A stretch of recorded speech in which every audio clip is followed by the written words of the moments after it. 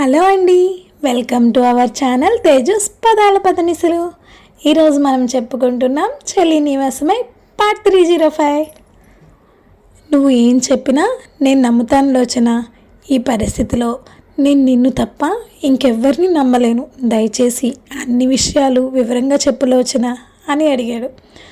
బావా, నువ్వు అన్ని విషయాలు తెలుసుకోవాలనుకుంటున్నావు, కానీ నీ ఆరోగ్యం కూడా దృష్టిలో పెట్టుకో బావా. ఒకేసారి ప్రెజర్ పెడితే నీ బ్రెయిన్ మీద ఎఫెక్ట్ చూపించవచ్చు. అర్థం చేసుకో బావా అంది.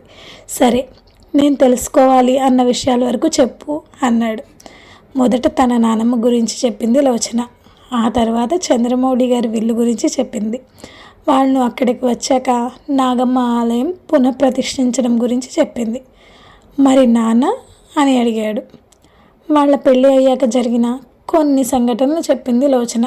అవి పూర్తిగా తనకి గుర్తుకు రాకపోయినా తనకి ఆ సంఘటనలు అన్నీ ఇంతకుముందు తను ఫేస్ చేసినట్టు అనిపించడంతో వాటి గురించి ఆలోచిస్తుంటే, బావా, ఇప్పుడు నీకు అన్ని విషయాలు తెలిసాయి కదా, ఇంకా వాటి గురించి ఆలోచించుకు.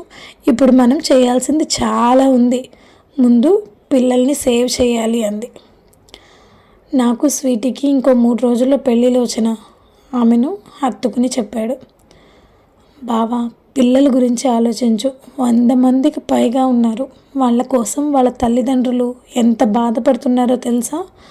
బాలు, హరి ఇద్దరు ఆ పిల్లల గురించి తెలుసుకోవటానికి చాలా ట్రై చేస్తున్నారు, కానీ ఇప్పటి వరకు తెలియలేదు. పిల్లల గురించి ఆలోచించు బావా. ఈ పెళ్ళి జరగకపోతే ఊరు మొత్తాన్ని వల్లకాడు చేసేస్తుంది.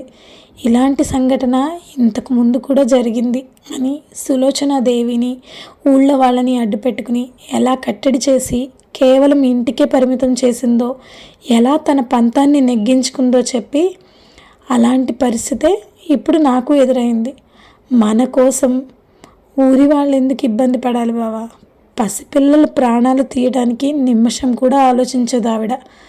ఆఖరికి నా కడుపులో పెరుగుతున్న బిడ్డని కూడా చంపుతానని బెదిరించింది. ఒక రకంగా తాతయ్య రాసిన విల్లే ఇప్పుడు నేను ప్రాణాలతో ఉండటానికి కారణం. మన పెళ్ళి జరిగి మనకు పుట్టే మొదటి బిడ్డకు ఈ ఆస్తి మొత్తం వారసత్వంగా సంక్రమిస్తుందని తాతయ్య రాసిన విల్లు ప్రకారం. అందుకే నన్ను ప్రాణాలతో ఉంచింది. లేదంటే నువ్వు హాస్పిటల్ బెడ్ మీద ఉండగానే నా ప్రాణాలు కూడా తనని పూర్తి చేయనివ్వలేదు అర్హంత్. ఆమె నోటికి చేతిని అడ్డుపెట్టి ఆపేశాడు. అలా మాట్లాడుకోలోచిన నేను తట్టుకోలేను. తెలియదు అసలు ఎందుకు ఇంతలా కనెక్ట్ అయ్యాను. నేను సెన్స్ చేస్తున్నాను మన మధ్య ఉన్న బాండింగ్ని. నాకు మెమరీస్ లేకపోయినా నువ్వు నా హార్ట్లో ఉండిపోయావు. మన పెళ్ళి ఎలా జరిగిందో నాకు గుర్తు లేకపోవచ్చు, కానీ నా మనసు మరో పెళ్ళి అంటుంటే ఎదురు తిరుగుతుంది. పెళ్ళి గురించి వాళ్ళు మాట్లాడుకుంటుంటే అక్కడే వాళ్ళని దులిపేయాలనిపిస్తుంది. కానీ నేను కూడా పిల్లల గురించి ఆలోచించి ఆగిపోతున్నాను. అంత క్రూయల్గా ఎలా ఆలోచిస్తుంది లోచన? తనకి కావాల్సింది ఆస్తి మాత్రమే అని నాకు అనిపించడం లేదు. ఆ పంతం ఎవరి మీద? చనిపోయిన తన భర్త మీదనా? లేక ఏం చేసినా తాతయ్యకి చిన్ననాన్నమ్మకి మధ్య ఉన్న ప్రేమని దూరం చేయలేకపోయాను అన్న పంతమా? తలలోకి వేళ్ళు చొప్పించుకుని బాధగా అడిగాడు. బావా, ఎక్కువ స్ట్రెస్ తీసుకోవద్దు ప్లీజ్ అని. చూడు, నీకోసం ఏం తెచ్చాను. నేనే స్వయంగా నీకు ఇష్టమని చేసి తీసుకొచ్చాను అని పులిహోర డబ్బా ఓపెన్ చేయగానే కమ్మగా తగిలిన వాసనకి తన ఆలోచనలన్నీ దూరమైనట్టు రిలాక్స్ అయ్యాడు అర్హంత్. చక్కెర పొంగలి డబ్బా కూడా ఓపెన్ చేసి, ఫస్ట్ స్వీట్ తిను బావా అని మొదట స్వీట్ కొంచెం పెడుతుంటే చక్కగా తింటూ, అయినా నువ్వు కిచెన్లోకి ఎందుకు వెళ్ళావు? ఈ టైంలో నువ్వు ఇలాంటి పనులు చేయొచ్చా అన్నాడు. నీకోసం చేశానుగా బావా, నాకు ఎలాంటి ఇబ్బంది కలగలేదు. నా బొజ్జలో ఉన్న బంగారం కూడా మీ నాన్న కోసం చేస్తున్నాను కన్నా అని చెప్పగానే బుద్ధిగా నన్ను ఇబ్బంది పెట్టకుండా సైలెంట్గా ఉన్నాడు తెలుసా, నవ్వుతూ అంది. అయితే అబ్బాయిని ఫిక్స్ అయ్యావా అని అడిగాడు. నువ్వు అబ్బాయినే కోరుకున్నావు, నాకు కూడా అబ్బాయి కావాలి అని పులిహోర కూడా తీసుకుని పెడుతుంటే స్వీట్ బాక్స్ తీసుకుని లోచనకి తినిపించాడు. నాకు ప్రెగ్నెన్సీ కన్ఫర్మ్ అయ్యాక నా చేత్తో తినడమే మానేశాను బావా. ప్రతి పూట నువ్వే తినిపించేవాడివి, కానీ నువ్వు హాస్పిటల్లో ఉన్నన్ని రోజులు తినడానికి నేను ఎంత కష్టపడ్డానో తెలుసా?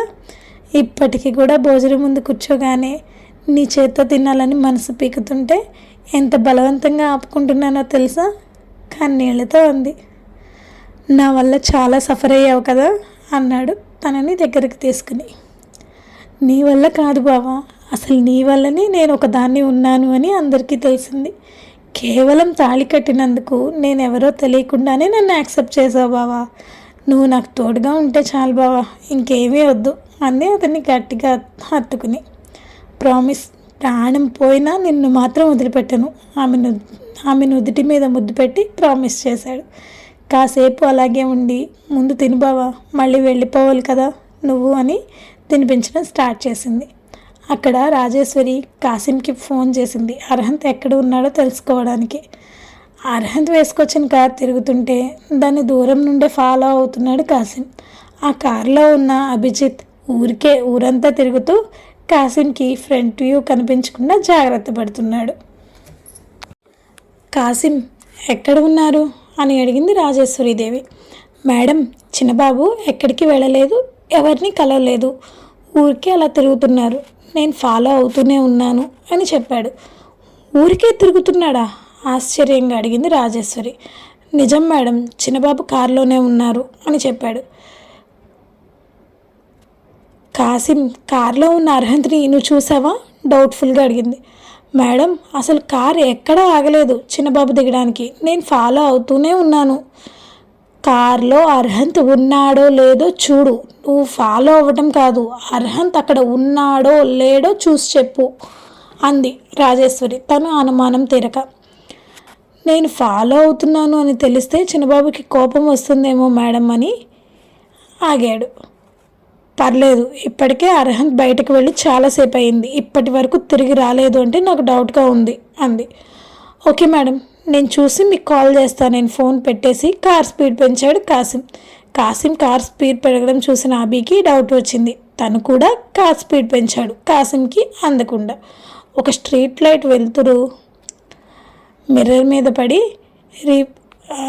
రిఫ్లెక్ట్ అవ్వడంతో కారులో ఒక్కడే ఉండడం గమనించాడు కాసిం. అతనికి భయం వేసింది. తనది అనుమానమో నిజమో తెలుసుకోవాలని కార్ మరింత స్పీడ్ పెంచాడు. ఇంకా కాసిమ్కి నిజం తెలిసిపోయిందని, అందుకే వాళ్ళని పట్టుకోవడానికి ట్రై చేస్తున్నాడని గ్రహించిన అభి వెంటనే అర్హంత్కి కాల్ చేశాడు. బావా, మన బండారం బయటపడేలా ఉంది, నువ్వు వచ్చేస్తే మంచిది. కాసిం ఓవర్ స్పీడ్లో నన్ను ఫాలో చేస్తున్నాడు, డౌట్ కొట్టినట్టు ఉంది అన్నాడు. ఎక్కడ ఉన్నావు? లొకేషన్ షేర్ చెయ్యి. అభి లొకేషన్ షేర్ చేయడంతో లోచన పెట్టే గోరుముద్దలు తింటూ తను ఉన్న ప్లేస్కి ఎలా రావాలో చెప్పాడు అర్హంత్. బావా, వెనక వైపు గోడ ఉంది, జంప్ చేస్తే నేరుగా గుడికి వెళ్ళే దారి వస్తుంది. ఒక్క 5 నిమిషాలు ఫాస్ట్గా నడిస్తే గుడికి వెళ్ళిపోవచ్చు. కాసిం గారి ఇక్కడికి రావటం అంత మంచిది కాదేమో అంది లోచన. నేను చూసుకుంటాను బంగారం, అది నాకు చాలు, నువ్వు తిను అని తనకు కాస్త తినిపించి ఇంక నేను వెళ్తాను, జాగ్రత్తగా ఉండు, డెలివరీ డేట్ దగ్గరికి వచ్చింది కదా, అస్సలు టెన్షన్ పడకు, ఈ ప్రాబ్లమ్స్ అన్నీ నేను సాల్వ్ చేస్తాను అని లోచన నుదుటి మీద ముద్దు పెట్టి అభికి కాల్ చేసి లోచన చెప్పిన రూట్ చెప్పి ఆలయానికి రమ్మని చెప్పాడు. బావా, ఈ ముసలాడు చాలా పట్టుదలగా ఉన్నాడు, నాకు చాలా దగ్గరగా వచ్చేసాడు, ఎలా ఎస్కేప్ అవ్వాలి, ఒక ఐడియా అయినా ఇవ్వు అన్నాడు. ఇంకొక 5 నిమిషాలు నువ్వు అలాగే తిప్పిస్తే తన వాళ్ళని పిలిపించి రౌండప్ చేస్తాడు కూడా.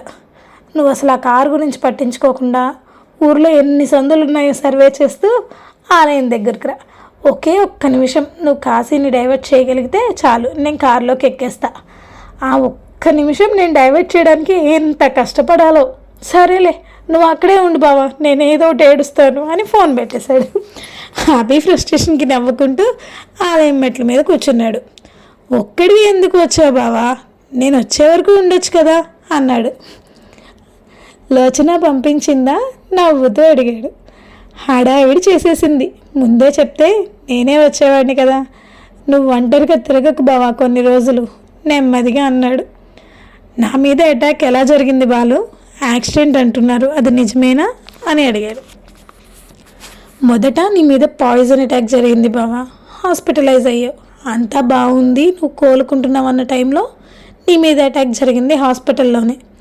అప్పుడే నీ తలని రాడ్తో చాలా గట్టిగా కొట్టారు, దానివల్లనే మెమరీ లాస్ అయ్యింది. ఇంకా నిన్ను అక్కడే ఉంచడానికి టిల్లు ఒప్పుకోలేదు. ఇక్కడికి తీసుకొచ్చేసాం, కంటికి రెప్పలా కాపాడుకున్నాం. మరి నా మీద అటాక్స్ చేసింది అనుమానంగా అడిగాడు అర్హంత్. తెలియలేదు బావా, అంతా బై ఫోన్ ద్వారానే అయ్యింది.